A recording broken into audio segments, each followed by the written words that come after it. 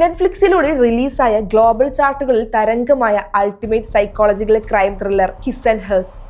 I used to think that when bad things happen that it was just random chaos. That bad things happen because you bring them on yourself.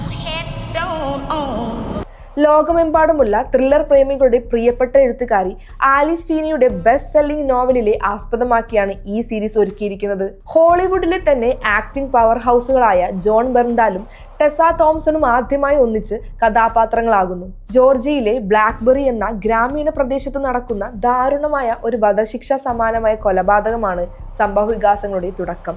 സംഭവം തത്സമയം report ചെയ്യാൻ അറ്റ്ലാന്റയിൽ നിന്നും പ്രശസ്ത മാധ്യമ പ്രവർത്തക അന്ന price എത്തുമ്പോൾ case അന്വേഷണ ചുമതലയുമായി local detective Jack ഹാർപ്പറും അവിടെ എത്തുന്നു. എന്നാൽ ഇരുവരുടെയും വരവ് കേവലം ഔദ്യോഗികമായിരുന്നില്ല.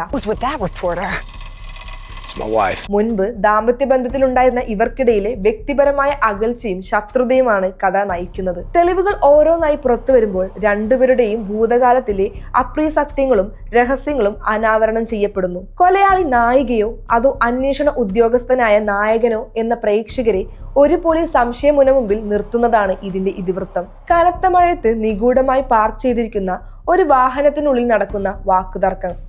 അന്നയും ജാക്കും പരസ്പരം കുറ്റാരോപണം ഉന്നയിക്കുമ്പോൾ കാഴ്ചക്കാരുടെ വീക്ഷണം മാറിമറിക്കുന്ന രീതിയിലാണ് സംവിധാനം നിർവഹിച്ചിരിക്കുന്നത്. അന്നയുടെ കാഴ്ചപ്പാടിൽ ജാക്ക് കൊലയാളിയായി ചിത്രീകരിക്കപ്പെടുമ്പോൾ അടുത്ത നിമിഷം ജാക്കിന്റെ കാഴ്ചപ്പാടിൽ അന്നയാണ് പ്രതിയെന്ന് തോന്നിപ്പിക്കുന്നു. ടെസ തോംസണിന്റെ സൂക്ഷ്മമായ ഭാവപ്രകടനങ്ങളും ജോൺ ബെർദാലിന്റെ ആഴത്തിലുള്ള സംഭാഷണ രീതിയും ഏത് പ്രേക്ഷകനെയും നിശ്ചലരാക്കും. മികച്ചൊരു മനഃശാസ്ത്രപരമായ മൈൻഡ് ഗെയിം, അൺറിലയബിൾ നരേറ്റർ, സാങ്കേതിക വിദ്യ ഏറ്റവും മിടുക്കോടെ ഉപയോഗിച്ച ഒരു ഹോളിവുഡ് മാസ്റ്റർപീസ്. നിങ്ങൾ കാണുന്ന ഓരോ കാഴ്ചയും കേൾക്കുന്ന ഓരോ വാക്കും പച്ചക്കള്ളമാകാം. അവസാന എപ്പിസോഡിലെ വമ്പൻ റിവീലിങ്ങും നിങ്ങളുടെ ചിന്തകൾക്കും അപ്പുറത്തായിരിക്കും.